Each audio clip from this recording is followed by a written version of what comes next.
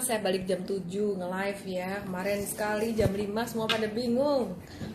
Oke teman-teman semuanya dari mana? Malam hari ini kita akan belajar bareng tentang saham-saham value investing, saham-saham multi bagger. Terus kemudian seperti biasa ya kita akan bahas saham-saham potensial. Cuman ada yang menarik nih kali ini. Cari catatanku dulu. Di manakah catatan mahalku? Di mana ya catatan sahamku ya? Oke, teman-teman dari mana? Dari mana aja?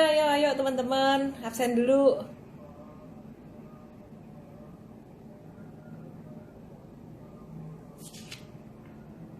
Wih, keras connect-nya dahsyat. Iya, kan memang dia polanya cakep juga. Flag. Terus kan dia juga habis dapat bantuan dari pemerintah beberapa waktu yang lalu kan. Pilek kayaknya, kagak. Kepedesan aja habis makan. Oke, kita akan nge-live bareng Riva. Lampung, Wonogiri. Enak aja kode red corona, janganlah. Nggak bisa nge-live loh. Halo Rifan. Halo, Celen. Malam. Apa kabar? Malam. Panggil Alan aja nggak apa-apa. Kabar baik? Rambut kamu keren Oh banget tuh. iya. Bulis tuh rambutnya ya. Wah. Biar kelihatan muda, Ci. Kita kenalan dulu yuk sama ini apa sama teman-teman kita semuanya. Coba Rifan Ya. perkenalkan diri dulu dong.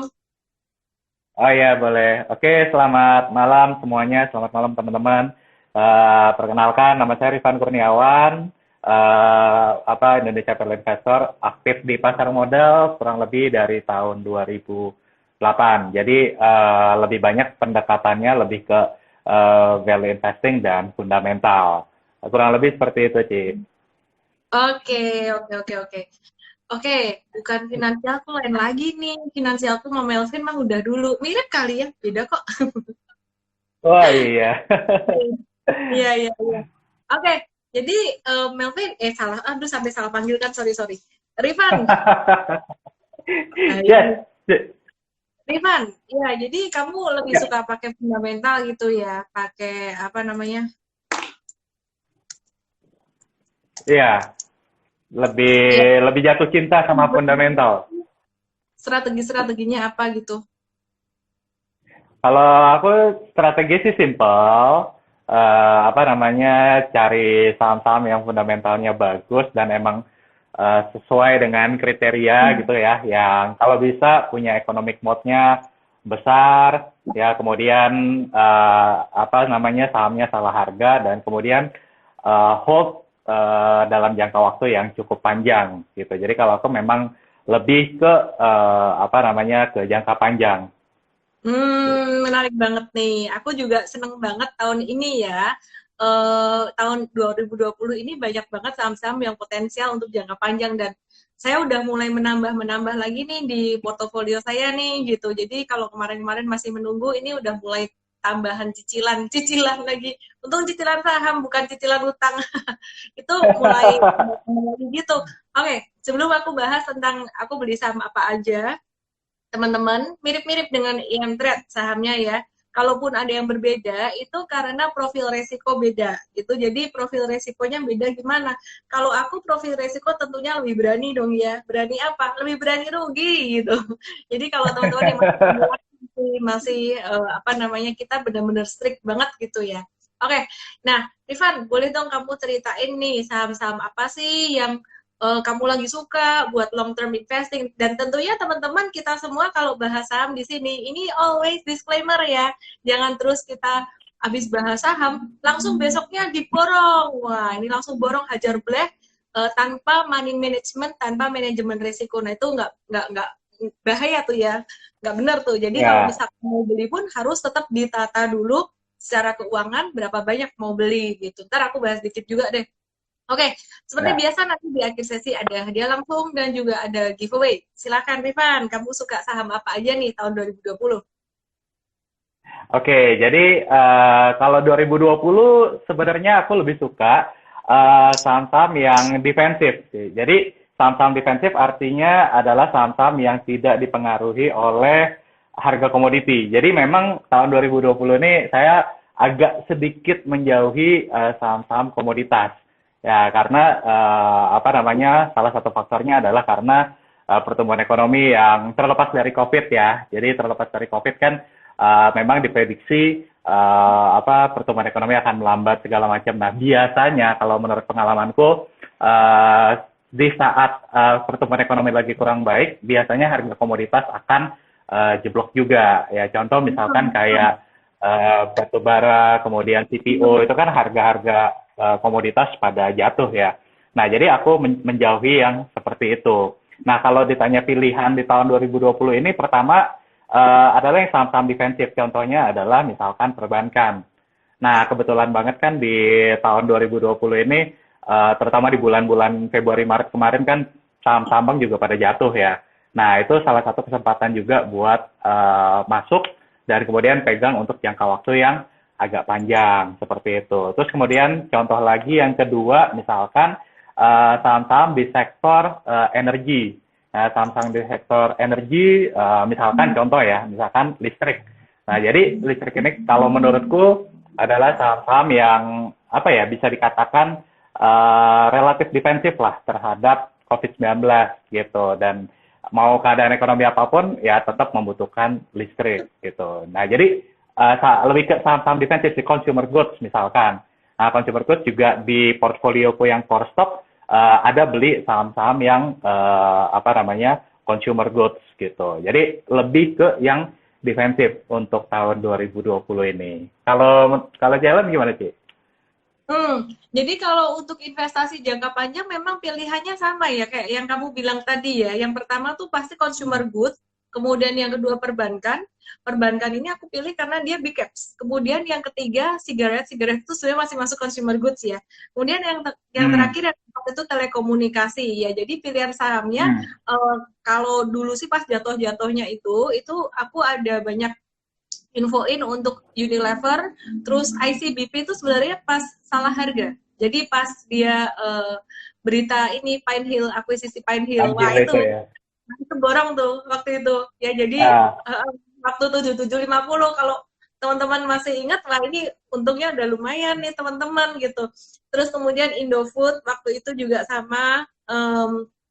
Sekarang sih sisa yang masih, kalau sekarang sih udah second liner gitu ya. Kalau yang blue chipnya udah naik lumayan kenceng untuk yang consumer goods-nya. Paling kita HMSP dan GGRM. Cuman kan dua ini nggak syariah ya, teman-teman yang cari saham syariah kan ya mungkin nggak bisa beli ini gitu. Terus kalau yang perbankan BCA, wah ini udah lewat momennya. BCA udah waktu itu banget kita infoin itu, sekarang udah lari lah, udah kenceng. Terus kemudian yang kedua BRI ini secara valuasi ya kan Rifan mestinya lebih tahu juga ya untuk valuasi gitu.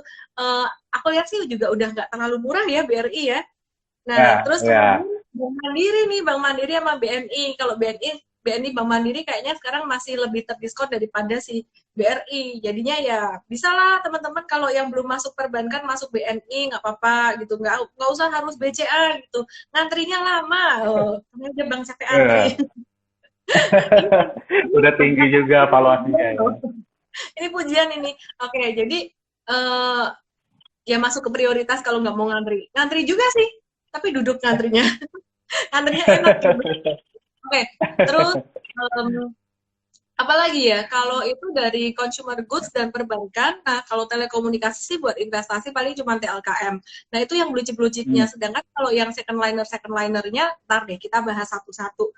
Ini aku ada list saham yang secara harga itu aku lihat masih ada upside banyak banget, dia belum naik dan ada apa namanya, kayak ada akumulasi gitu kan. Aku kan suka ngelihat ini ya, ada yang bilang volume bisa dibuat, tapi ya whatever, nyatanya saya ngelihat harga volume untuk jangka menengah itu it works gitu. Jangka menengah tuh kayak beberapa bulan gitu, tapi itu kita bahas nanti aja ya.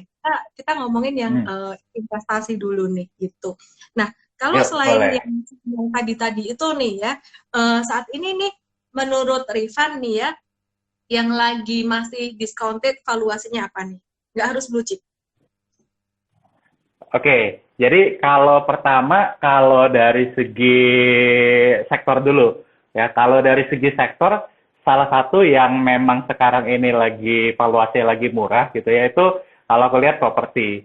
Nah, meskipun memang kita tahu nih, properti ini kan enggak, apa namanya, orang lagi COVID gini, apa iya beli properti segala macam, ya kan, kemudian juga beberapa tahun ini kan properti juga masih stagnan aja. Nah, jadi di sini kalau aku lihat dari sekitar 50 emiten yang ada di Bursa Efek Indonesia, ternyata kalau kita teliti lebih dalam, itu ada beberapa emiten yang tetap kinerjanya bagus. Jadi artinya kinerjanya itu nggak terlalu volatile, ya, karena dia punya recurring income.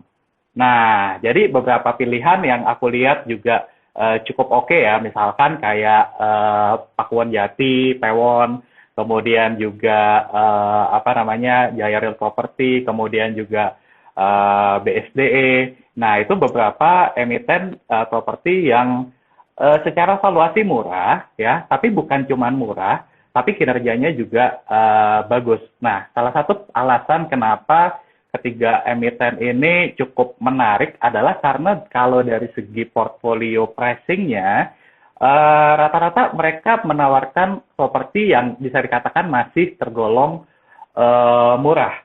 Ya, contoh misalkan kayak JRPT, Jaya Real Property gitu ya. Emiten JRPT ini kan propertinya banyak di daerah Bintaro, ya, dengan kisaran harga itu masih di kisaran sekitar 1 miliar kalau kita bicara propertinya. Kemudian di Pasar Kemis mereka bahkan bangun apa namanya klaster yang harganya itu sekitar 400 sampai 600 juta. Jadi di bawah 1 miliar. Nah, aku ngelihat bahwa properti yang secara portfolio pricing ini masih relatif murah, itu sebenarnya demand-nya masih ada ketimbang properti yang mungkin portfolio pricing-nya itu agak mahal gitu, misalkan udah 2 miliar atau 3 miliar ke atas. Nah, jadi apa properti itu lebih masih menarik, tapi lebih ke selected. Nah, kalau tadi beberapa yang saya suka itu adalah yang tadi, yang recurring income-nya bagus, ya, kemudian juga portfolio pricing-nya itu masih relatif terjangkau lah sama masyarakat, gitu. Nah, kemudian apalagi ya? Kemudian contoh lain, perbankan tadi sepakat sama Cialon juga, ada saham-saham apa namanya di Bank Buku 4 gitu ya. Sekarang BNI juga salah satu yang menarik untuk dikoleksi untuk jangka panjang ya, karena salah satu yang memang apa ya bisa dibilang saham blue chip tapi masih di bawah book value-nya. Nah, kasarnya gitu deh. Dan dia tidak terlalu terdampak dengan relaksasi kredit yang apa namanya yang diberikan oleh pemerintah saat ini gitu. Jadi relatif nggak terlalu terdampak. Mungkin itu sih beberapa contohnya. Nah, sebenarnya ini sebenarnya nyambung ya, kayak tadi aku tuh bilang ada beberapa saham tuh yang beberapa udah naik, beberapa belum naik, tapi masih punya upside masih bisa menguat dalam jangka menengah. Kalau saya bilang jangka menengah itu rentang waktunya sekitaran 6 bulan ya, 3 sampai 6 bulan gitu. Jadi buat yang investasi bertahun-tahun kayak nggak tahan, mau cepat profit taking tapi nggak sempat untuk swing trading juga gitu, itu bisa untuk lirik saham-saham ini. Dan ini potensial kalau saya mau dimasukin ke super trader tuh tradingan jangka menengah kita.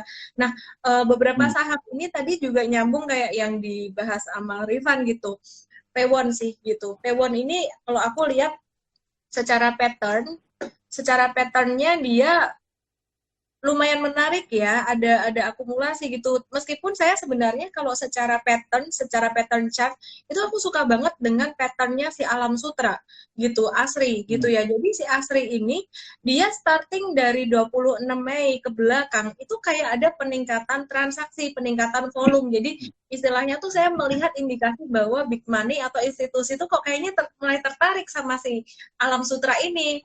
Entah apa penyebabnya gitu. Coba kalau menurut Rifan, ini kamu memandang si Asri ini gimana nih? Oke, jadi Asri ini justru justru saham yang saya cut loss di tahun 2019 kemarin. Nah, aku ambil Asri itu sempat waktu itu tahun 2017 ya. Kemudian waktu itu kinerjanya masih bagus, valuasi bagus, jualannya bagus, marketing sales bagus ya. Tapi begitu tahun 2019 kinerjanya jeblok. Nah, salah satu alasan kalau aku lihat dari fundamentalnya, kenapa Asri ini bisa jeblok ya? Pertama karena dia punya utang obligasi yang jatuh tempo sebagian tuh di Maret 2020 kemarin, Ci. Nah, sebenarnya kalau Asri ini nggak berhasil untuk restrukturisasi utang, itu bisa kena pilot sebenarnya. Tapi untungnya manajemennya bisa restrukturisasi utang, jadi sebagian ditarik ke tahun 2021, ya, sebagian ditarik ke 2022. Tapi apa bunganya itu gila, bunganya itu sampai 11,75%, itu gede banget apa namanya. Jadi kalau dari segi fundamental sih kalau aku bahasanya lebih apa ada perubahan fundamental dari yang sebelumnya bagus jadi kurang bagus karena Asri ini termasuk salah satu emiten properti yang pakai banyak utang. Nah, waktu tahun 2013 nih Asri ada ngeluarin utang, ya kan? Karena salah satunya waktu itu dia bilang bahwa susah dapat pinjaman dari bank, akhirnya dia terbitin obligasi dan ternyata properti flat selama beberapa tahun setelahnya. Nah, jadi tahun 2019 kemarin dia agak kelimpungan buat bayar hutangnya gitu ya. Jadi kalau saya lihatnya manajemennya ini lebih fokus buat beresin utang ketimbang jualan gitu. Nah, jadi tahun 2020 ini udah apa namanya? Mungkin ya kemarin udah bisa dilewatin tapi challenge-nya masih besar di tahun 2021 sama 2022. Kalau dari segi fundamentalnya gitu. Jadi si Asri ini teman-teman bukan buat long term investing ya. Jadi aku ada beli Asri ini aku sekitaran aku untuk jangka menengah aja gitu, sekitaran beberapa bulan aja. Pertimbangannya very simple sebenarnya. Yang pertama adalah saya saat ini sedang mencari saham-saham yang belum naik gitu. Belum naik tapi institusi sudah mulai ngelirik. Jadi salah satunya yang mulai dilirik ini kalau aku lihat si Alam Sutra ini aku nggak mau buat long term investing juga. Aku kalau buat long term investing very strictly banget di sektor-sektor yang tadi aku sebut. Nah ini tadi di sini nggak ada transaksi, sepi banget transaksi kayak gini. Jadi kalau yang nanya sama multi bagger apa ya, ini lagi kita bahas sih sebenarnya. Ya jadi ini. Nah, ini perhati ini volume transaksinya meningkat gitu. Jadi ya aku mulai nyicil dikit lah. Cuman ini juga kita belum rekomen di IM-Trade, kita belum ini ya, belum sebut. Kenapa? Karena belum ada momentum. Nanti nunggunya lama. Biasanya kalau aku nyicil atau apa tuh karena aku profil resikonya beda, aku udah lebih siap. Misalkan harus menunggu lebih lama atau gimana gitu. Atau harus membatasi kerugian atau gimana. Tapi kalau teman-teman yang masih pemula, itu mesti lebih cepat untungnya. Jadi ya nanti tunggu aja, tunggu momentum, ya nanti dikasih tahu sama IM-Trade itu beli di mana dan juga pembatasan risiko di mana, jual di mana gitu. Nah kalau saya ini udah mulai nyicil buat apa? Saya mulai simpen untuk sekitar beberapa bulan ke depan, saya hanya manfaatkan untuk momentum kenaikan harga. Jadi teman-teman yang mau beli saham itu mesti tahu pandangan tentang trading dan investing dulu. Supaya bingung ya, sebelum kita lanjutkan ya. Jadi di setiap pelatihan, di setiap seminar itu pasti aku selalu akan buka dengan trading dan investing dulu. Contohnya kalau setiap Sabtu tuh ada seminar SODV tuh ya, seminar online diskon Vaganza, mau materi macam apapun, mau saya lagi bahas fundamental teknikal, aku selalu jelaskan tentang investing versus trading. Jadi teman-teman kalau misalkan investing jangka panjang itu nggak boleh enggak, harus melihat fundamental perusahaan.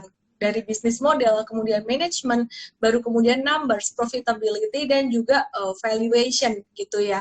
Nah, di sini teman-teman melihat harga saham nggak? Kalau untuk jangka pendek, naik turunnya harga saham jangka pendek itu tidak berpengaruh buat seorang investor. Seorang investor lebih lihat fundamental dan imbal hasilnya sebenarnya adalah berupa dividen gitu. Nah, kalau untuk jangka panjang, boleh nggak kita ngelihat harga sahamnya? Boleh-boleh aja gitu. Jadi teman-teman kalau mau lihat harga saham buat investing tuh kecenderungan jangka panjang, berarti yang dilihat chart untuk monthly. Aku kasih contoh. Sebentar ya Rifan ya, biar teman-teman boleh. Karena nanti mereka bingung ini gitu. Nih contoh, aku kasih contoh nih. Tidak semua saham dalam jangka panjang tuh kayak gini. Nah ini BCA yang gila banget lah, pokoknya turun dikit naik lagi, dia nggak mau turun. Ini saham bank tak mau turun. Semua kena MA 100, dia cuma kena MA 50 doang Hmm. di monthly chart-nya gitu. Nah, Hmm. kalau buat seorang investor jangka panjang, itu selain melihat 4 tadi, kalau buat saya pribadi, ini saya tambahin lihat ini. Sehingga ini bisa menjadi bonus buat investor jangka panjang gitu. Ini jadi lebih tenang lah istilahnya, terutama buat investor-investor yang masih pemula. Nah, pertanyaannya, kan nggak semua perusahaan itu uh, bentuknya kayak gitu. Aku kasih lihat aja Hmm. yang satu ini Indofood, dia punya fundamental very very nice, tapi dia chartnya ke samping gitu dalam jangka panjang. Nah beda sama si ICBP. ICBP ini dia punya chart ini lebih dalam jangka panjang ini naik terus. Artinya apa? Dia punya kecenderungan dalam jangka panjang itu bagus gitu loh. Jadi trennya naik, Anda tidak hanya dapat dividen, tapi Anda juga mendapatkan keuntungan dari kenaikan harga. Cuma teman-teman ya biasanya itu udah sepaket. Kalau harga sahamnya naik kenceng banget, perusahaan ini premium dalam jangka panjang naiknya luar biasa, itu biasa jarang bagi dividen juga, tapi kecil bagi dividennya. Hmm. Kayak BCA juga dia bagi Hmm. dividen kecil. Nah beda kayak si gudang garam HMSP, itu dia bagi dividennya cenderung lebih gede, cuman teman-teman juga perhatikan nih beberapa tahun dia di sini-sini aja. Tipsnya gimana dong kalau gitu? Tipsnya kayak gini, padahal ini fundamental bagus gitu si Indofood ini.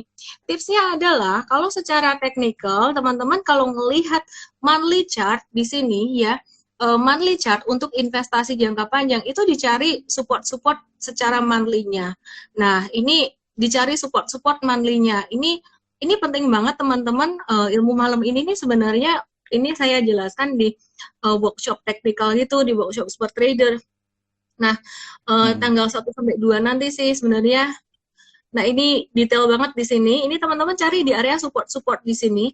Ini kalau untuk Indofood kemarin di area 4350 sampai area 5500 ini area support banget. Kenapa? Dia udah diuji dari tahun 2012, kemudian 2016 dan ini tahun 2020.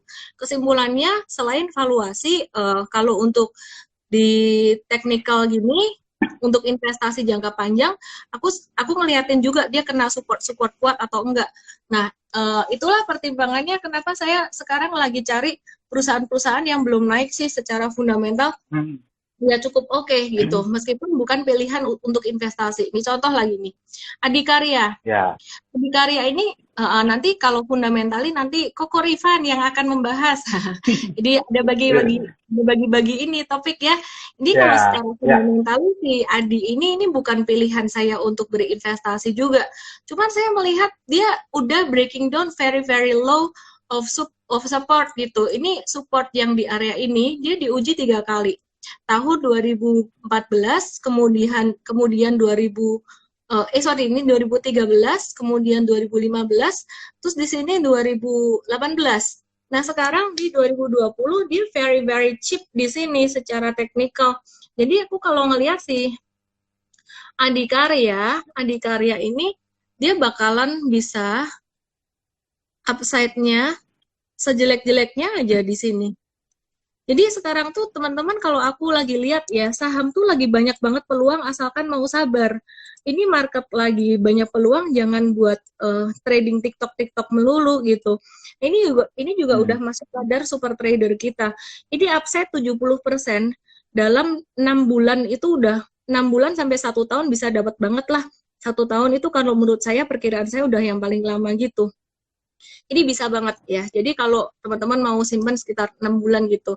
Nah, daily-nya untuk si Adikarya ini juga interesting teman-teman.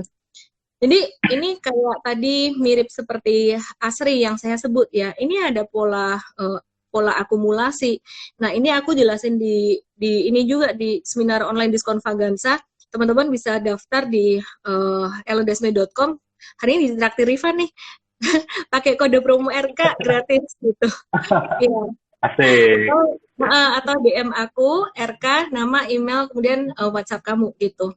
Nah, itu bisa daftar. Nah, ini ada pola akumulasi gitu. Jadi kalau Adikarya kayak Asri tadi itu bukan aku buat very very long term investing, tapi aku cuma manfaatin momentum aja. Jadi dua itu belum banyak naik gitu. Sebenarnya banyak ya yang ini beberapa saham belum naik. Bentar. Tunggu nih. Ini Alam Sutra kalau dilihat pada monthly-nya kayak gini nih. Nah, ini Alam Sutra nih. Sebenarnya most of property like P1 juga sama. P1 tuh juga mirip kayak gini. Kita lihat ya. P1 dia udah gerak belum? Aku bersihin dulu. Nah, P1 udah lumayan tinggi, udah lumayan gerak gitu. Jadi, kenapa saya beli Alam Sutra ya karena upside-nya masih lumayan oke. Nah, nanti saya akan ceritain juga saham-saham yang lain. Hari ini pada seru banget sama si Kras nih ya. Perhatiin nih. Di antara aku bahas juga, wah Kras nih. Kras ini kemarin kita masukin radar karena dia ada pattern flag gitu. Jadi ini hanya untuk trading ya. Kalau Kras ini tadi pagi kita juga beli di M-Trade dan ya kami bersyukur bisa untung juga. Ini tadi volumenya sangat tinggi sekali. Yang belum dapat nggak usah dikejar, pilih saham yang lain aja, yang punya hold aja dulu gitu. Rifan, kalau menurut kamu Kras gimana nih? Karena lagi ada penasaran, ada nanyain Kras gitu. Teriaknya bareng-bareng lagi. Iya, jadi kalau Kras sendiri juga sebenarnya kalau dari segi fundamental ya, Kras juga nggak bisa dibilang bagus sebenarnya kalau dari segi fundamentalnya. Ya mungkin aku coba jelasin sedikit dari sisi fundamental boleh ya, Ci, ya? Banget dong, Nah, jadi apa namanya kalau ini aku coba liatin fundamentalnya Kras. Nah, kalau misalkan dari sisi revenue-nya memang dia nggak terlalu nggak bertumbuh malah. Dari tahun 2011 dia cuma 17T, tahun 2019 cuma 19T. Jadi nggak dalam 9 tahun terakhir ya, cuma tumbuh sekitar berapa tuh? 2 triliun doang. Nah, kemudian kalau dari segi gross profit-nya ini malah naik turun. Nah, bahkan di beberapa tahun, terutama di tahun 2015 dan juga 2019, ini kalau terlihat di sini bahkan bisa dikatakan Kras ini hampir jual rugi. Kenapa jual rugi? Jadi penjualannya dia dibandingkan dengan bahan bakunya itu nggak nutup. Itu dari segi gross profit-nya. Nah, kemudian misalkan kalau dari segi net profit-nya, bahkan di tahun 2019 kemarin, Krakatau Steel ini rugi sampai dengan sekitar 7 triliun rupiah. Nah, itu dari segi profitabilitasnya. Kalau dari segi dari segi hutangnya, ini juga termasuk yang hutangnya gede banget. Nah, contoh misalkan kalau aku liatin di sini ya. Nah, ini tahun 2000, ini debt to equity ratio mungkin buat teman-teman yang belum paham debt to equity ratio apa. Debt to equity ratio itu adalah antara equity atau modal sama liabilitasnya dia tuh gedean mana. Nah, kalau di sini 7 kali itu artinya ya utangnya memang gede banget gitu. Ya, terus kalau dari segi likuiditasnya, nah ini aku coba pakai namanya cash ratio. Ya, cash ratio-nya itu cuman sekitar 10%. Jadi cash-nya dia dibandingkan dengan utang jangka pendeknya itu cuma 10%. Nah, kalau dari segi liquidity ratio-nya, aset lancarnya dia itu cuma 0,28, artinya aset lancarnya dia cuma 28% dari liabilitas jangka pendeknya. Nah, jadi yang seperti ini sih kalau menurutku balik lagi, kalau dari untuk trading mungkin Jalan bisa lebih kasih pandangan, tapi kalau dari segi fundamental ya kurang gitu. Benar-benar, aku sih setuju banget ya. Jadi kalau untuk fundamentalnya aku juga nggak cocok gitu. Kayak GIA aku juga sama. Cuman ini loh, pemerintah itu dalam jangka pendek, ini sentimen jangka pendek aja ya. Jadi pemerintah itu kemarin habis kasih suntikan dana. Banyak banget deh, ini berapa miliar ya. Garuda itu dapat 8,5 triliun. Itu duit ya teman-teman, bukan daun. Oke, terus ada Perumnas, terus kemudian PT KAI, PT PN, dan PT Krakatau Steel dapat 3 triliun. Jadi kalau dapat duit segitu ya itu sentimen positif. Nah sekarang nih buat teman-teman yang penasaran, kalau tadi kita bahas keras, ya keras ini kalau buat long term investing enggak gitu. Jadi kalau keras ini malah cenderungnya buat swing atau super trader aja. Kalau super trading tuh karena dia juga tadi breaking out very nice pattern ya, udah breakout 2 kali, ada bentuk hampir kayak anak tangga gitu. Dan kalau untuk si GIAA, ini menarik juga nih teman-teman. Bahas saham-saham blue chip aja. Kenapa harus blue chip? Nah itu namanya gini, ada banyak pilihan. Jadi yang kasih kita untung itu tidak harus blue chip. Nanti saya kasih tahu kenapa ya gitu. Ada banyak saham di Indonesia. Semua saham akan naik pada waktunya. Jadi kita cari saham-saham yang mau naik pada waktunya. Nah, ini si GIAA ini perhatiin nih. Ini di sini kelihatan banget. Di sini ada akumulasi tanggal 8 Mei. Dia breaking out di pola double bottom gitu. Dan kalau di sini saya sebenarnya belum mau untuk ikutan beli-beli gitu. Karena trend market kemarin lagi super bad banget ya. Nah, terus sekarang udah mulai membaik nih. Ini kelihatan selama Mei sampai dengan Juli ini ada transaksi terus. Berarti ada investor-investor besar yang masih berminat pada perusahaan ini. Nah, jadi ini masuk radar kita dan hari ini tadi kita beli juga buat trading si Garuda. Kalau untuk trading, swing trade itu upside jangka pendek banget 300. Nah, kalau untuk mau jangka menengah, upside-nya si Garuda ini, liatin dulu ya, bisa sampai 350, ini dalam rentang waktu beberapa bulan sih. Jadi, terkadang teman-teman kalau perhatiin ya, teman-teman kalau perhatiin, saham itu tidak selalu melulu sama dengan kondisi perusahaan dalam jangka pendek. Tapi kalau dalam jangka panjang itu mencerminkan fundamental dia. Nah, jangka panjang itu sekitaran 5-10 tahun gitu. Tapi kalau jangka pendek itu like di bawah 1 bulan. Kalau jangka menengah itu sekitaran 6 bulan gitu. Nah, teman-teman perhatikan di sini. Ini di sini mulai banyak transaksi nih dan hari ini tadi terjadi lonjakan transaksi. Jadi kita memanfaatkan momentum jangka pendeknya aja. Nah, kalau untuk Garuda ini kita saya nggak kepengen buat very long term banget ya karena secara bisnis model juga sekarang dia lagi terdisrupsi gitu. Jadi ya itu sih kalau untuk Garuda dan juga keras itu tadi ada yang minta dibahas di RPT. Jadi gini teman-teman, technical and fundamental itu ada gunanya masing-masing. Jadi kalau Anda nanya pakai TA atau FA itu tergantung sesuai kebutuhannya. Investasi jangka panjang itu udah pasti FA dipakai dulu. Kemudian teknikalnya pakai nggak kalau untuk investasi jangka panjang sih? Aku lebih ngelihat kayak tadi ya, tipsnya adalah cari support di monthly. Apakah saham tersebut lagi di monthly support atau enggak kayak gitu. Terus kadang-kadang ada juga tuh perusahaan yang harganya naik terus tapi valuasinya juga masih terdiskon karena dia punya earnings besar. Kalau ada yang kayak itu ya berarti itu bagus banget, tapi jarang banget terjadi seperti itu. Nah, sedangkan kalau untuk technical buat trading itu wajib banget. Nah, kalau teknikal, apakah harus memperhatikan fundamental?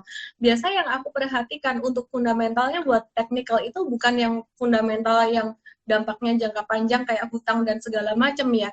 Yang aku perhatikan untuk fundamental buat teknikal adalah satu, likuiditas dia, terus kemudian juga ini, sentimen jangka pendeknya dia ya. Jadi sentimen jangka pendeknya dia, terus kemudian dia punya likuiditas, terus kemudian berapa lama dia udah IPO gitu.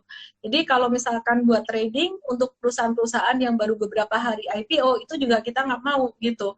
Likuiditasnya terlalu kecil banget kita juga nggak mau meskipun dia patternnya misalkan bagus kayak gitu. Oke, tadi ada yang nanya untuk JRPT. Sebentar ya. Nah ini kadang kebalikan juga nih. Ini si JRPT ini volume transaksi tinggi tapi memasuki bulan April Mei ini justru malah sepi. Nah, ini kebalikan banget sama teman-temannya yang lain. Jadi kalau untuk di RPT buat short term aku enggak gitu. Nah, sedangkan kalau buat jangka panjangnya tadi mungkin Bro Rifan ada cerita JRPT oke ya secara fundamental ya. Cuman buat saya Ya, sendiri pilihan investasi saham investasinya udah kebanyakan di saham-saham sektor yang tadi sektor utama yang kita suka ya. Nah, itu ya, aku ya, nggak ambil ini sih gitu. Oke, ya. Oke. Bro Rifan, tadi kita kan sempat bahas keras dan juga GIAA ya. Jadi GIAA dan keras ini aku cuma trading aja karena Hmm. ini juga bicara chart menarik, ada akumulasi, kemudian selain itu uh, ada sentimen positif dapat suntikan dana dari pemerintah. Jadi bisa buat dua perusahaan ini napas dulu gitu. Nah, kalau kamu lihat untuk Hmm. fundamentally buat jangka panjang, kamu suka nggak gitu? Buat yang dia, yang Kalau keras mungkin nggak dibahas iya ya. ya. Ya, dia memang juga sebenarnya nggak masuk radar kalau untuk buat apa namanya investasi jangka panjang ya. Alasannya salah satu alasan yang paling utama ya mungkin teman-teman masih ingat juga ya di mana pada tahun 2018 lalu sempat ada kasus manipulasi laporan keuangan. Nah, itu salah satu yang juga kalau dari sudut pandang fundamental atau investasi jangka panjang itu salah satu kriteria yang benar-benar harus diperhatikan, yaitu good corporate governance dari perusahaannya. Meskipun memang tahun 2019 kemudian kan manajemennya semua diganti ya, apa namanya sekarang manajemennya udah baru, ya cuman balik lagi kalau dari segi fundamentalnya itu enggak. Jadi kalau aku coba lihat juga secara fundamentalnya, ya memang Garuda Indonesia ini lebih sering, ini aku izin lagi ya Ci ya, aku lebih Silakan. apa nyorotin. Nah, ini mungkin langsung aja. Nih kalau dari segi operating profit-nya aja dia udah naik turun gini. Nah, kalau Benar. operating profit naik turun ya memang tadi kurang cocok buat investasi jangka panjang ya. Misalkan nih tahun berapa nih 2014 ya rugi sampai 4,4 triliun rupiah. Ini baru operating profit belum sama bayar pajak gitu ya. Terus 2017, 2008 apa 2017 18 juga rugi gitu. Meskipun 2019 kemarin apa ada keuntungan, tapi secara bottom line-nya itu kecil banget, masih cuman sekitar 97 miliar rupiah. Nah, ini masih kayak ini sih, masih kayak apa ya? Meragukan kalau dari sudut pandang investor jangka panjang ini benar nggak nih atau jangan-jangan nanti sama nih kayak tahun 2018 yang tadinya untung 11 miliar tahu-tahu ternyata masih rugi 3 triliun rupiah. Nah, jadi 2019 ini juga apa kalau di kalangan teman-teman yang FA ya, ini benar nggak nih apa untung 97M atau jangan-jangan ada sesuatu lagi. Nah, itu kita nggak tahu ya. Nah, terus kemudian balik lagi kalau dari segi apa namanya hutangnya juga mirip ya. Tadi kalau dari segi hutangnya sekarang malah debt to equity ratio-nya tuh tinggi banget, itu 5,37 kali, artinya hutangnya dia jangka pendek plus jangka panjang itu kurang lebih sekitar ya 5,3 kali lipat lebih besar dibandingkan dengan equity-nya. Dan yang agak mengkhawatirkan balik lagi nih, cash ratio itu cash dibandingkan dengan liabilitas jangka pendek itu cuma 0,1, artinya cuma sekitar 10%. Nah, kalau aku sih tadi kalau buat untuk jangka panjang itu sangat-sangat memperhatikan juga yang namanya cash ratio ini karena ya ibaratnya nih sekarang kan kita nggak pernah tahu ya pandemik ini bakal sampai kapan. Nah, kalau misalkan nggak ada cash, ya gimana operasionalnya? Nah, berarti kan mau nggak mau harus bayar apa harus terbitin hutang lagi gitu. Jadi apa namanya tadi bener banget kata Jalan. Jadi teman-teman juga harus membedakan dulu nih ya mana saham-saham yang buat trading, mana saham-saham yang buat investing dan mungkin kalau boleh saran lebih baik dipisahkan, betul ya Cia? Betul. Jadi Benar. portfolionya itu dipisahkan antara untuk apa namanya untuk saham-saham yang trading dengan saham-saham untuk yang investing. Kalau aku sendiri biasa gini rekomendasi ke teman-teman gitu ya. Kalau di dalam value apa di dalam fundamental sendiri itu dibagi jadi dua sih. Ada yang core stock, ada yang value stock. Nah, jadi core stock ini adalah saham-saham yang tadi buat benar-benar jangka panjang, buat pensiun, ya, buat warisan, ya, apa namanya kalau value investing, ya itu lebih ke apa namanya memanfaatkan diskon dan kemudian kita bisa jual pada saat harganya telah mencapai nilai intrinsiknya. Nah, apalagi kalau misalkan teman-teman yang juga combine nih antara fundamental dengan technical. Ya, fundamental aja tadi dibagi jadi dua tuh. Ya, apa namanya, core stock sama value stock. Nah, apalagi kalau teman-teman apa namanya juga trading. Trading pun mungkin juga bisa dibagi beberapa portfolio kali aja. Kalau misalkan ada teman-teman yang Ya. Makanya dari day itu trading atau swing trading. benar-benar. Jadi makanya sebenarnya teman-teman dari awal sebelum belajar berbagai macam cara itu tuh sebenarnya mesti ngerti prinsip dasarnya dulu trading investing dulu Ya, sih. Jadi di setiap kelas setuju. pemula, di setiap kelas bahkan tidak hanya pemula, kelas yang udah kelas intermediate advance pun aku juga selalu jelasin itu karena banyak orang nggak ngerti loh meskipun udah bertahun-tahun di pasar saham dan persepsinya kayak bingung. Jadi aku lihat aja tadi ini ya dari netizen ya yang nonton ini audiens kita ini kalau komen kadang mereka bingung gitu loh yang ini bilang contoh tadi ada saham apa sih tadi secara fundamental jelek teknikal bagus terus itu mereka bingung gitu jadi mesti ngerti dulu tentang time horizon gitu jadi Ya. bicara tentang long term investing ada dua strategi yang namanya value investing dan growth investing kalau value investing Hmm. teman-teman tuh nyari perusahaan yang memang secara valuasi terdiskon. Kalau misalkan yang growth investing itu teman-teman cari perusahaan yang uh, bukan value-nya, fokusnya bukan value-nya, tapi lebih ke inovasi perusahaan tersebut, juga pertumbuhan dari laba perusahaan tersebut. Karakter dua perusahaan ini aja meskipun judulnya sama-sama investing ya, very different. Dan ini juga Ya.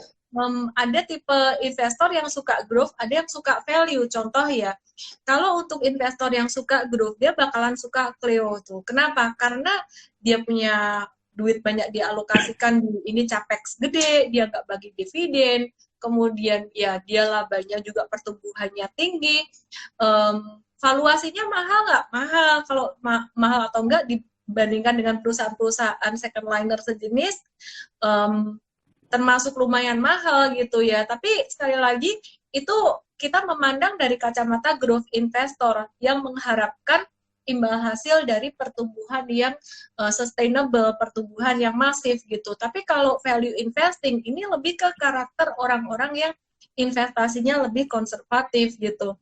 Nah, kalau saya, investasi jangka panjangnya gaya saya gimana? Saya nih nggak mau beli saham untuk investasi jangka panjang kalau market nggak lagi crash. Jadi, maka dari Hmm. itu selama ini saya dikenal sebagai trader gitu. Sebenarnya bukan nggak mau investing, mau-mau aja. Cuman momennya harus yang the best moment, kayak 2008. Dan ini aku udah nunggu lama banget. Sampai ini, 2018 tuh, Rifan, aku tuh kalau sebut nama kamu tuh mau ketukar-tukar loh, Ryan, Ryan, karena aku ini juga Ryan Gilbert tuh aku teman juga. Tukar tadi Melvin kan bahaya nih, Rifan, oke. Ya, jadi tahun 2018 tuh aku ada udah siapin duit gitulah ya ceritanya. Ternyata Ya, cuma ya, 17% dan waktu itu kayak ya, manyun banget aku gitu, waduh nggak banyak nih turunnya gitu. Terus dan nanti ya, kapan lagi dan 2020 ini memang momennya gitu. Jadi disinilah saya mulai masuk dan kalau untuk investasi jangka panjang ya mungkin beberapa teman heran gitu loh, surprisingly profil saya untuk investasi jangka panjang ini perusahaannya benar-benar kayak yang harus perusahaan yang udah mapan banget ya. Jadi kayak Unilever, kemudian BCA, BRI, BMRI, BNI kayak gitu-gitu. Terus kemudian ICBP, Indofood. Anyway, Indofood aku nggak ambil karena aku udah ambil ICBP. Terus kemudian HMSP dulunya aku nggak mau beli perusahaan rokok, akhirnya tergiur juga. Oke, terus ya, terus apa lagi ya? Untuk diferensiasi, aku ada ambil Astra dan juga Telkom itu untuk blue chipnya kayak gitu. Nah, kalau untuk second linernya yang buat long term investing, aku very very selektif banget. Aku jujur banget kurang nyaman kalau long term investing. Long term investing itu uh, durasinya berapa lama? Kalau buatku sih 5 sampai 10 tahun itu long term investing. Aku nggak nyaman pada perusahaan-perusahaan second liner gitu. Jadi kurang kurang gimana ya, kurang conviction di situ gitu. Jadi ya, saya lebih memilih kalau second liner ini saya beli untuk 5 sampai 6 bulan, misalkan nge-hold untuk mungkin belum sampai 5 bulan, 3 bulan udah tanda-tanda pembalikan arah turun ya saya keluar gitu. Jadi contohnya sih ya. ini contoh-contoh ya teman-teman ya. Ini Hmm. waktu itu, jadi ini Cleo aku juga ada beli untuk investasi jangka panjang, karena aku kenal sama ownernya dan aku ngelihat kok secara manajemen quite good gitu ya. Cuman sekali lagi aku nggak hajar semua duitku di sini ya, di Cleo ya, karena ini diversifikasi aja buatku. Kalau buat investasi jangka panjang aku banyak di perusahaan-perusahaan yang tadi aku sebut itu. Nah teman-teman, ini contoh tradingan ini waktu itu tahun 2000, ini 2000 berapa ya, 19 atau 18 kemarin. Nah, ini waktu kita trading Cleo, ini yang aku bilang kita memanfaatkan momentum itu, dan ini kita jualannya very simple ketika dia kena dari trailing stop kita. Ini merah, ini trailing stop dulunya, stop loss di bawah, dinaikin terus tiap dia udah breakout gitu. Dan kita jualan di sini ketika dia supply lebih gede daripada demand gitu. Nah, ini kemarin ada beberapa kali juga aku jelasin di seminar online diskon Vaganza itu ya. Buat teman-teman yang mau ikut hari Sabtu nanti bisa dapat gratis dengan kode promo RK gitu. Rifan Kurniawan. Ya, jadi kalau second liner aku lebih suka yang kayak gini tuh. Oke, sekarang kita bahas yang lain nih. Tadi aku sempat WhatsApp-an juga sama Rifan nih ya. Oke, jadi aku tadi ada ini bahas saham RALS dan juga LPPF, banyak yang penasaran tuh. Nah, kalau RALS dan LPPF ini to be honest, aku nggak cocok buat investasi jangka panjang gitu. Nah, aku nggak tahu sih, dengar-dengar katanya engkong LKH suka, LPPF saya nggak tahu juga gitu. Itu info bener atau enggak gitu ya. Jadi ada beberapa orang yang memang punya pertimbangan khusus di dalam berinvestasi, baik secara grup ataupun secara valuasi.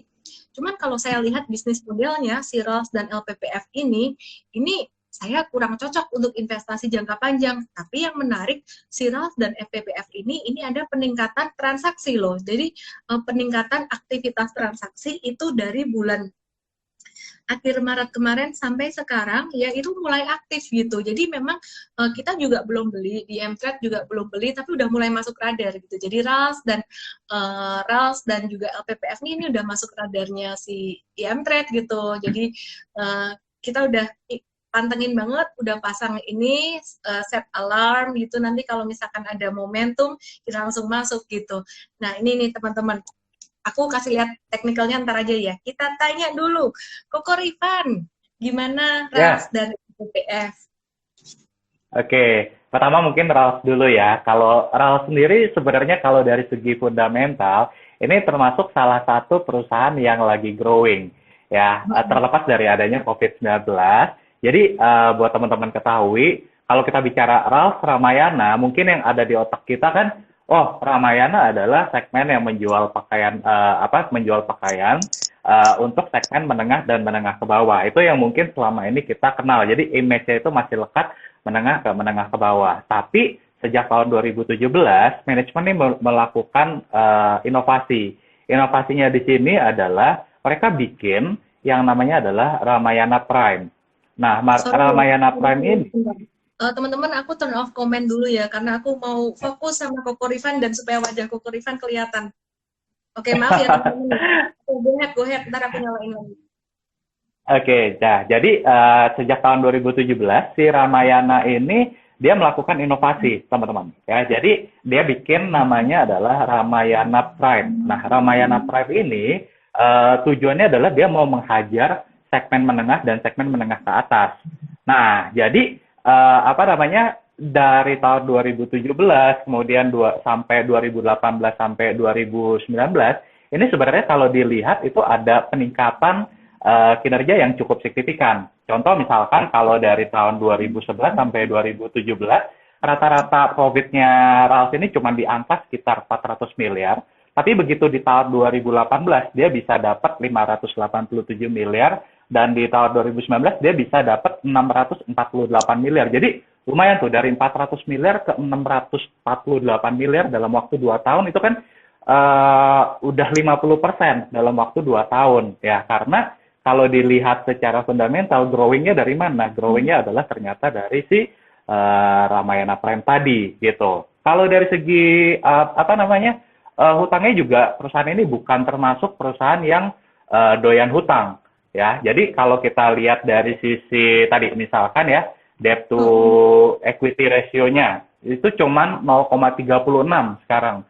Berarti kan kecil banget utangnya. Kalau dari segi apa namanya operating cash flow-nya misalkan ya operating cash flow-nya itu 1 triliun. Wah, itu gede banget untuk ukuran tadi perusahaan yang bisa mendapatkan profit 700 miliar, bisa dapat operating cash flow, harus cash masuk 1T itu udah bagus banget. Nah, jadi sebenarnya ini menarik kalau dari segi fundamental. Nah, tapi sayangnya COVID datang.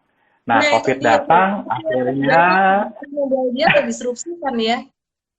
ya, jadi memang dia akhirnya harus menutup beberapa gerai, bahkan merumahkan beberapa karyawannya, dan yang parahnya lagi kalau kita bicara retail kan the best momennya adalah Lebaran. Nah, sementara Lebaran kemarin mall semua ditutup. Jadi Iya. ya emiten retail ya bisa dibilang kehilangan momentumnya di tahun 2020 ini. Jadi mungkin ya kita harus bersabar kalau misalkan teman-teman buat investasi jangka menengah lah ya. Mungkin kalau jangka panjang belum terlalu ideal juga, tapi kalau untuk jangka menengah ya mesti nunggu momentum sampai let's say misalkan ya COVID mereda, kemudian apa namanya gerai-gerainya mulai dibuka lagi dan sebagainya, mall-mall kembali dibuka. Nah, itu mungkin apa namanya bisa pertimbangkan. Nah, tapi kalau untuk LPPF ya to be honest ini nggak terlalu menarik kalau dari segi fundamental. Alasannya kenapa? Alasannya sebenarnya simple. Alasannya adalah kalau dari segi apa namanya kalau dari segi kinerjanya, ya, profitnya itu turun dari tahun 2017 sekitar 1,9 triliun, tahun 2018 itu cuma 1 triliun, dan tahun 2019 1,3 T. Jadi belum balik ke best performance-nya dia. Jadi ada penurunan kinerja kurang lebih di 2 tahun terakhir ini. Nah, salah satu alasannya kenapa? Nah, alasannya adalah karena apa namanya segmen retail, ya, terutama retail mart ya, itu kompetisinya itu cukup dihajar dengan keberadaan Online. minimarket yang kayak ya online juga online minimarket yang lebih kecil gitu ya. Jadi tipikal customer itu kan price sensitive. Jadi kalau misalkan oh di toko sebelah apa harganya lebih murah, oh ya udah mendingan ke toko sebelah jauh dikit nggak apa-apa, yang penting dapat harga lebih murah. Nah itu yang membuat Iya. apa namanya positioning LPPF ini sebenarnya secara bisnis nggak terlalu Sama jelas. Yana. Dia mau main mahal enggak? Iya dia makanya mau main segmen atas ada range market, ada farmers market. Mau main segmen bawah, Giant sama Carrefour lebih kuat. Jadi dia segmennya di mana? Orang bingung, ya kan? Akhirnya dia main cuma di tengah-tengah dan dia outletnya kan kebanyakan di mall-mallnya Lipo juga. Jadi lebih terbatas gitu. Dan yang lebih apa namanya? Yang lebih parahnya lagi adalah dia punya hutang juga cukup besar ya itu sampai 1,77 kali saat ini debt to equity ratio-nya ya kemudian cash-nya juga nggak terlalu banyak sekarang gitu ya dan satu lagi sih sebenarnya apa namanya apa dia sempat kena kasus itu nggak bayar supplier. Nah itu yang jadi LPPF ini dikenal suka telat bayar suppliernya. Nah jadi apa namanya itu yang membuat supply produk ke si LPPF ini kadang tersendat gitu buat barang-barang yang fast moving gitu. Jadi balik lagi kalau pertanyaannya tadi kalau untuk Ralph sebenarnya dari segi fundamental cukup menarik ya, tapi mungkin tunggu momen di mana COVID mereda segala macam. Kalau untuk LPPF ya kalau untuk investasi jangka panjang kayaknya enggak. Nah, tapi nggak tahu kalau untuk trading menurut Jadi Jalen gini sih gimana? sebenarnya. Tadinya aku sempat berseluncur ke website si Ramayana ya, selagi Rifan jelasin biar bisa jadi ilustrasi juga tuh buat teman-teman bisa melihat di sini. Tadi saya iseng-iseng sebenarnya nih gambar-gambar barang-barangnya dia nih aku klik dia bisa beli online nggak sih? Sebenarnya kalau si Ramayana ini dia bisa shifting ke online bisnis itu bakalan keren banget karena sebenarnya nih barang dia juga udah di sini semua. Cuman saya lihat tidak ada tombol buy, hanya tombol suka, share, dan lihat gitu. Jadi istilah kata tuh lu mau beli datang ke gerai saya gitu. Jadi istilahnya mereka belum siap bersaing juga. Seandainya mereka siap bersaing, ya mereka udah siapkan ini sejak sebelum masa pandemi, ya hasilnya pasti juga saat ini pasti secara fundamental mereka juga nggak akan terlalu kepukul banget ya gitu. Jadi kalau secara fundamentali aku nggak, jujur sih ya, to the point aja, aku nggak masukin si Ramayana sama si RALS ini, sorry, LPPF ini dalam long term investing. Kenapa? Karena ya ini sebelum masuk ke numbers, ke profitabilitas dan valuasi, selalu saya melihat nomor satu tuh, saya paling suka lihat bisnis model dulu, itu jadi sebuah filter. Nah, kalau gimana caranya milih saham dari 600 saham di Bursa Efek Indonesia banyak, apalagi kalau yang investasi di luar negeri kayak gitu ya. Nah, gimana cara milihnya? Nomor satu sih kalau buat investing aku pilih bisnis model dulu sih gitu. Kalau buat trading lain, buat trading kita filternya berdasarkan harga dan juga volume transaksi itu. Jadi ya Ramayana ini buat trading belum juga, kita belum beli untuk trading, tapi ini udah masuk watchlist lah, masuk radar gitu, kita tinggal tunggu momentum juga gitu. Oke. Ini nih, aku ada mau bahas lagi sektor yang menarik buat ini dibahas juga nih. Ini udah hampir 1 jam ya.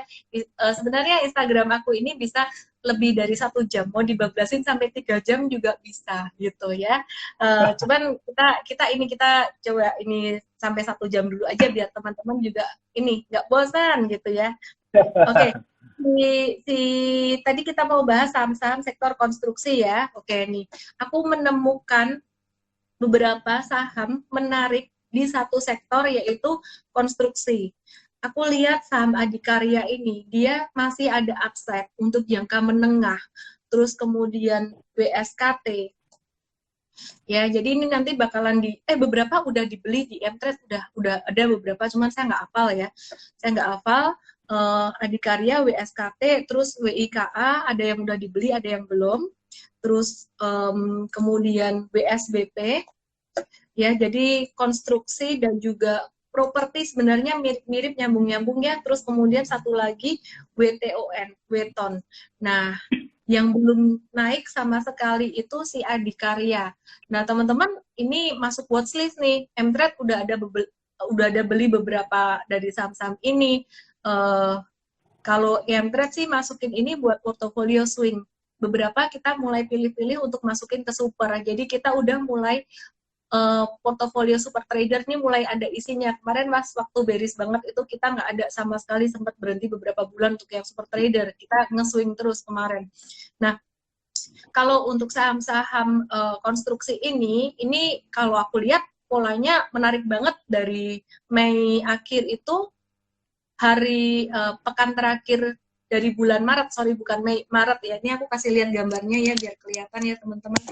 Jadi dari pekan terakhir bulan Maret, nih di sini ya. Ini Maret, April, Mei, Juni, Juli. Ini agak blur nih teman-teman. Ini kelihatan nih ya. Ini WTON. Nah ini kebanyakan saham-saham konstruksi kayak gini nih. Jadi kita pilih itu untuk trading. Ada yang swing trading, ada yang kita pilih untuk nanti kandidat masuk ke super trader gitu. Jadi kalau untuk sampai 3-6 bulan ke depan ini konstruksi juga masih ada upside gitu ya, selain properti. Meskipun secara fundamentali juga beberapa konstruksi ini menarik. PTPP itu menarik banget.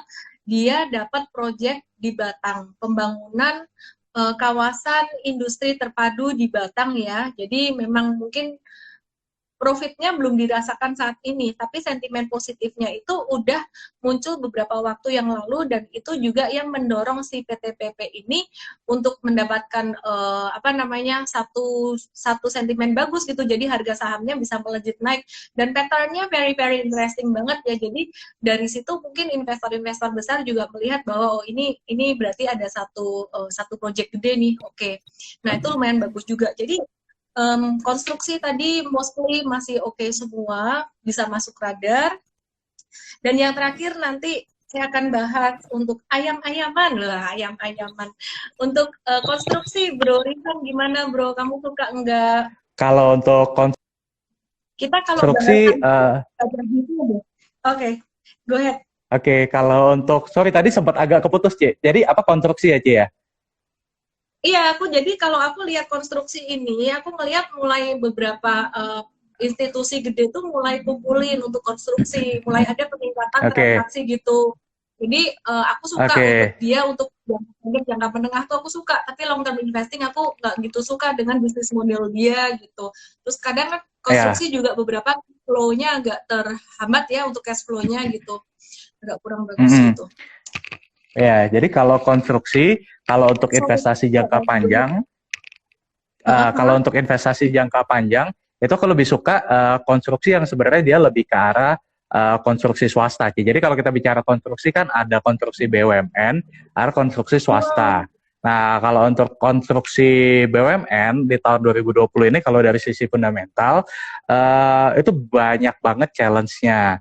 Nah, salah satu challenge-nya adalah dari perolehan kontrak barunya kayak Waskita ya, Waskita itu tahun 2016 misalkan itu dia bisa mencapai 70 triliun untuk perolehan kontraknya. Tapi teman-teman tahu nggak, per kuartal 1 2020 ini kontrak barunya Waskita itu cuma 3 triliun. Jadi beda banget kan antara 70 triliun dengan 3 triliun tuh jomplang banget. Nah, jadi rata-rata untuk emiten konstruksi BUMN tuh lagi terkendala di kontraknya. Nah, jadi Benar. ibaratnya nih kayak chef. Chef kalau chef kan mau masak tuh butuh bahan masakan ya kan, butuh butuh kecap, butuh garam segala macam. Jadi harus ada bahannya. Nah, kalau konstruksi BUMN juga sama, butuh kontrak supaya bisa dikerjain. Kalau nggak ada kontrak ya nggak ada yang bisa dikerjain, kasarnya seperti itu. Nah, itu yang lagi dialami oleh konstruksi BUMN. Nah, aku kalau untuk konstruksi itu lebih suka di konstruksi swasta. Kenapa? Karena konstruksi swasta itu tidak terlalu terpengaruh dengan kontrak-kontrak tadi ya, emiten-emiten konstruksi swasta misalkan kayak WG, Total itu dia punya recurring customer ya yang tiap tahunnya memang repeat order gitu loh. Nah, itu kebantu di situ kalau dari sisi kinerjanya gitu. Nah, terus satu lagi, kalau untuk emiten konstruksi BUMN ya, itu kan bicara konstruksi BUMN pasti bicara APBN. APBN infrastruktur itu lagi ditarik sama pemerintah buat apa? Buat nanganin COVID. Nah, jadi APBN-nya drop, ya ekspektasinya berarti kan perolehan kontrak barunya juga pasti akan jeblok gitu. Jadi balik lagi, kalau untuk investasi di tahun 2020 ini konstruksi BUMN itu belum menjadi pilihan kalau untuk di tahun 2020 ini. Tapi kalau untuk konstruksi swasta itu masih bisa dijadikan pilihan. Tapi lihat lihat fundamentalnya, lihat perolehan kontraknya, dan leading indikator lainnya. Itu sih kalau dari sisi fundamentalnya. Iya, iya, iya. Itu aku cuma mau nambahin aja untuk WG dan TOTL itu technically bagus juga ya. Jadi tadi kebetulan yang aku sebut tuh dari BUMN semua, tapi sebenarnya non BUMN pun secara ini konstruksi ini bagus gitu. Terus ini teman-teman, aku jadi tertarik untuk bahas BUMN nih ya. Jadi perusahaan-perusahaan BUMN, teman-teman kalau ada investasi, biasanya kalau lagi jatuh, market lagi jatuh banget. Aku ingat banget tahun 2008 waktu itu market lagi jatuh. Itu pemerintah tuh nolongin perusahaan-perusahaan BUMN dan minta perusahaan BUMN itu untuk buyback gitu. Dan sekarang di kondisi COVID-19 tahun 2020 ini udah berapa kali nih pemerintah juga nolongin gitu. Kayak ini stimulus suntikan duit buat GIAA, kemudian keras dan banyak lagi. Terus kemudian apa lagi ya? Perusahaan BUMN, perbankan, BBRI, BMRI, BNI, terus kemudian ada itu ya yang sekarang kemarin terakhir mau dikasih dana tuh suntikan dana yang perbankan daerah gitu. Nah, jadi ini ada satu unggulan perusahaan-perusahaan BUMN. Jadi memang gimana ya? Istilahnya ada backupnya, tapi kita jangan terus melulu mikirin wah nggak apa-apa BUMN aman gitu. Kita harus tetap melihat fundamental dia, kekuatan fundamental dia. Contohnya kayak Bank BRI, BMRI, dan BNI itu kan memang tanpa ada COVID-19, embel-embel COVID-19 stimulus ini bantuan dari pemerintah itu kan memang mereka biasanya juga udah bagus secara fundamentally gitu loh. Jadi ya itu plus gitu. Jadi ini plusnya perusahaan BUMN. Terus sama teman-teman ini ya, kalau biasanya perusahaan BUMN tuh paling rajin bagi dividen gitu ya. Jadi paling rajin bagi dividen, teman-teman bisa mendapatkan manfaat dari ini juga, pembagian dividen juga gitu. Oke, yang terakhir aku mau HKMU ini juga menarik loh. Ada yang nanya tuh, HKMU itu secara teknikal menarik, tapi tadi aku udah terlanjur janji bahas untuk ayam-ayaman, Java main dan Cepin ya. Oke, sebelum aku bahas secara teknikal Java main dan Cepin, Rifan, kamu suka ayam-ayaman ya? Kamu paling suka yang mana sih 3 ini buat investing, atau malah nggak sama sekali, atau gimana gitu? Oke, jadi kalau dari segi kalau dari segi sektor, ayam-ayaman atau poultry ini saat ini masih menjadi watchlist tapi belum menjadi bagian dari portfolio, tapi udah mulai masuk watchlist juga. Nah, kenapa? Karena ayam-ayaman itu sebenarnya secara fundamental itu menarik banget dari segi prospek ya. Tingkat konsumsi ayam per kapita di Indonesia itu baru sekitar 4 kilo per kapita, dibandingkan let's say misalkan dengan Malaysia tuh bisa 11 sampai 14 kilo per kapita. Jadi kita tuh masih low banget sebenarnya, potensinya tuh masih gede banget ke depan ya. Tapi sayangnya secara bisnis poultry ini sangat-sangat fluktuatif. Ada banyak faktor yang harus diperhatikan kalau misalkan mau masuk ke ayam-ayaman. Kayak contoh misalkan tahun 2018 aku pernah dapat profit multi-bagger dari Malindo Feed Mill. Karena waktu itu Malindo Feed Mill salah satu yang valuasinya itu paling terdiskon ketimbang Charon Pokpan ataupun Java gitu. Nah, tahun 2020 ini sebenarnya cukup bagus atmosfernya buat ayam-ayaman karena dia nggak terlalu terpengaruh dengan COVID. Kemudian sekarang kalau dilihat dari harga jagung sebagai sebagai bahan bakunya juga sekarang lagi murah banget semenjak Pak Jokowi melakukan swasembada jagung, itu harga jagung jadi stabil. Nah, itu yang salah satu katalis positif buat si emiten ayam-ayaman. Nah, tapi sayangnya mulai nih tahun 2019 tuh ada masuk ayam-ayam dari Brazil. Jadi kita kalah di WTO ya, Brazil tuh memasukkan ayamnya ke kita. Nah, itu jadi salah satu threat juga. Tapi overall nggak terlalu ganggu sih kalau aku lihat sampai sekarang. Jadi overall masih oke. Nah, kalau untuk sekarang ya beberapa yang kayak Charon Pokpan, Java, Malindo itu sebenarnya masih bisa untuk investasi. Cuman kemarin agak anomali di kuartal 1 2020-nya ketika Charon Pokpan profitnya naik, Java profitnya naik. Nah, Malindo nih satu-satunya yang anomali ya, profitnya turun. Salah satunya adalah karena beban kurs sama biaya keuangan. Nah, jadi secara overall oke kalau misalkan untuk investasi ya, cuman tadi perhatikan momentumnya. Kalau dari sudut pandang fundamental, teman-teman bisa tuh perhatiin misalkan harga DOC-nya, kemudian harga jagung, kemudian faktor kompetisi dan segala macamnya. Jadi itu sih poin-poin yang mungkin perlu diperhatikan kalau dari sudut pandang fundamentalnya. Kalau untuk 3 itu kamu diminta pilih satu aja. Tadi sorry aku sempat geli ketawa nih lihat beberapa komen. Tunggu ya. Itu mereka banyak yang nggak ngerti loh, maksudnya ayam-ayaman tuh apa sih? Ayam-ayaman tuh maksudnya di perusahaan-perusahaan yang di poultry, kasih makan ayam gitulah. Jadi pakan ternak. Iya, kasih makan ayam, makan ternak gitulah. Iya. Kalau diminta pilih satu dari 3 gitu buat investasi. Kalau sekarang Java. Karena secara bisnis dia diversifikasinya paling bagus ya, jadi antara pakan ternak sama DOC sama dia punya yang frozen foodnya itu cukup berimbang. Antara lini bisnisnya itu lebih berimbang, jadi lebih stabil dan secara valuasi juga belum terlalu mahal lah kalau sekarang ya untuk Java. Kalau Charen Pokpan bagus, tapi sayangnya balik lagi karena kalau dari sudut pandang valuasinya ya udah agak mahal. Malindo murah, tapi ya kinerja di kuartal satunya jeblok karena faktor rugi kurs dan faktor beban keuangan yang meningkat.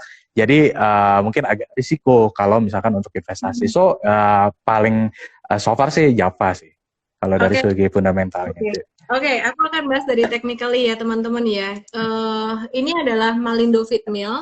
Malindo Feed Mill ini yang naiknya paling belum terlalu kencang. Sebenarnya kemarin tuh dia punya volatility paling kencang di antara teman-teman ayam-ayaman yang lain. Cuman terakhir dia kalah kencang naiknya gitu ya. Jadi kalau aku ngelihat memang investor lebih tertarik pada Java dan juga Cepin. Ini aku kasih lihat si Cepin dan juga Java. Nah, ini teman-teman bisa lihat di sini, kalau tadi si Malindo Feed Mill, ini Cepin, ini jauh lebih uptrend. Dia peningkatan volume di sini juga lebih tinggi gitu ya. Nah, Cepin ini teman-teman perhatikan, sekarang lagi momennya apa nih? Turun nih, wah pada galau. Turun sehari galau. Sebenarnya teman-teman ini ya, kalau misalkan Cepin turun di area sekitaran 5.000 nih ya, 5.800-an sekian. Ini teman-teman justru bisa masuk lagi, baik untuk trading jangka pendek ataupun untuk jangka menengah. Jangka menengah itu upside-nya masih berapa banyak? Jangka menengah itu masih bisa untuk beberapa bulan. Nah, kalau si Cepin ini untuk jangka menengah sedikit kemahalan ya, karena udah lumayan naik tinggi, naik ya. Masih boleh, tapi kalau si Malindo Feed Mill, ini dia untuk jangka menengah sekitar hold 5-6 bulan masih lumayan oke. Sebentar. Nah, ini Malindo Feed Mill. Bedanya tadi Cepin udah agak di atas ya. Ini main masih di bawah gitu. Nah, Cepin tadi bisa buat trading, main bisa buat trading juga. Kalau mau investasi tadi, Koko Rifan suka Java ya. Jadi Java main Cepin ini kalau menurut saya menarik sekali. Sektor yang menarik banget. Kalau teman-teman bilang consumer goods, sebenarnya ini mendukung juga sektor consumer goods gitu ya. Jadi banyak orang di Indonesia ini suka makan ayam ya. Ini jadi pakan ternak ini jadi cukup bagus juga. Nah, ini ada pattern, ini pola flag untuk si Java. Pola flag ini dan dia baru naik sekali ya. Ini nanti bisa jadi kayak crash ya, jadi bisa jadi kayak crash. Ini kalau baru breakout sekali, bisa ada breakout yang kedua kalinya, masih besar peluangnya. Nah, kira-kira itu sih, aduh dari ini udah banyak banget saham-saham yang dibahas. Teman-teman netizen juga tenang nih. Oke, hari ini ada giveaway lagi. Berhubung yang nonton banyak, kita tambahin pemenangnya 5 orang, jadi 15 orang. Dapat IM Trade. IM Trade ini adalah layanan edukasi online. Anda mendapatkan panduan baik secara teknikal fundamental, dan teman-teman juga bisa mendapatkan investing journal, trading journal, referensi beli jual saham, bisa tanya-tanya jawab saham. Manfaatkan 15 hari gratis Anda bersama IM Trade. Nanti besok kalau udah di follow up, download aplikasinya ya. Jadi nanti yang menang tuliskan di DM saya EMT15 nama email HP. EMT15 nama email HP. Ingat, saya tidak mencatat nama Anda, jadi siap-siap kalau menang langsung DM saya EMT15 nama email HP.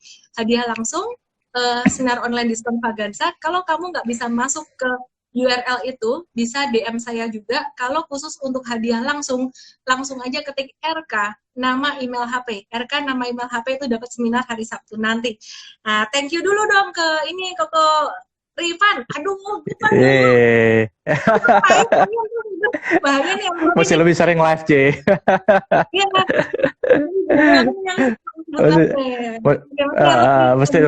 Mesti lebih sering live bareng kayaknya, Ci ya. Main udah 2 kali gitu. Oke. Yuk, Rifan, kasih pertanyaan yang paling gampang banget dijawab. Yang paling gampang ya, oke. Yang gampang banget dijawab dan udah dibahas di live ini tadi. Jadi jangan keluar dari live ini. Pertanyaannya terlalu mudah pun tak apa. Oke. Mungkin sebutkan sebutkan 3 emiten yang dari sektor ayam-ayaman tadi yang dibahas sama saya sama C. Ellen May ya. 3 emiten ayam-ayaman yang tadi sempat dibahas. kami berdua. Nah, apa aja? Wah, itu ada yang bercanda tuh Ryan Kurniawan. Rifan Kurniawan. 3 emiten. Yuk, Ya, bantu 3 pilih pemenang. emiten. Erik Salim. 1 Erik Salim. 2 Bunto SOC. Yang ketiga silahkan kamu pilih. Verify. Keempat. Alfian Sputra. Kelima Sun Stainless. Keenam Robert Syahputra. Sebentar. Eka Krisna. Purna SP. Oke. Ke-9 Mary Kristianti. Ke-10 Novi_Agustia. 11. Mary Kristianti, Andi Sucipto, Rebecca Luciana. Andi siapa? Andi Sucipto. Andi, ya. Andi Sucipto terus Rebecca Luciana ya. Oke, 2 lagi Sekar Furiani dan juga Frenzo 25. Sorry ya teman-teman, ini aku baca yang benar-benar lewat di depanku karena komennya nongol satu-satu. Oke, teman-teman, ayo belajar lebih dalam, langsung dapat gratis ellendesme.com/sodv dengan kode promo RK atau DM saya dengan kode RK, nama, email, dan HP Anda. Dan pastinya follow dong Instagram Koko Rifan Kurniawan kalau teman-teman mau belajar tentang fundamental analisis. Saya Ellen May dan juga Rifan Kurniawan. Terima kasih buat teman-teman yang sudah bergabung. Thank you Rifan. Thank you Ellen, thank you teman-teman semua. Selamat malam, salam profit. Bye-bye.